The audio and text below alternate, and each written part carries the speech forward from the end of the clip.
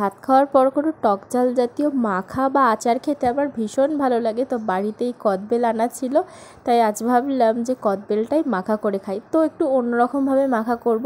তো মুখের দিক থেকে ফার্স্টে ছুরির সাহায্যে ফুটো করে নিয়েছি। তার মধ্যে প্রথমে দিয়ে দিলাম লবণ, লঙ্কার গুঁড়ো, তারপর চিনি দিয়েছি। পুরোটা ঢুকছিল না, তাই একটা কাঠির সাহায্যে মানে চেপে চেপে ঢুকিয়েছি। তারপর দিয়ে দিলাম কিছুটা ধনেপাতা, এটাকেও চেপে চেপে ঢোকানোর পর দিয়ে দিচ্ছি কিছুটা তেল, সরিষার তেল দিয়েছি। এবার সব কিছু কাঠি দিয়ে ভালো মতো করে ভেতরে ঢুকিয়ে একদম সুন্দর করে মাখা করে নেব। এবারে ভিতর থেকে পুরো কাঠিটাকে ঘুরিয়ে ঘুরিয়ে ভালো করে মাখা করলেই রেডি হয়ে যাবে এই কদবেল মাখাটা। সত্যি বলতে খেতে খুব সুন্দর হয়েছিল। আমি আর আমার মা তো দুপুরবেলা বসে বসে এটা খেয়েছি। তো ভিডিওটা ভালো লাগলে অবশ্যই একটি লাইক করবে, আমার চ্যানেলটিকে সাবস্ক্রাইব করতে ভুলবে না। আর আজকের রিভিউটা আমার মা দেবে যে কদবেল মাখাটা কেমন হয়েছিল। খেতে খুব সুন্দর।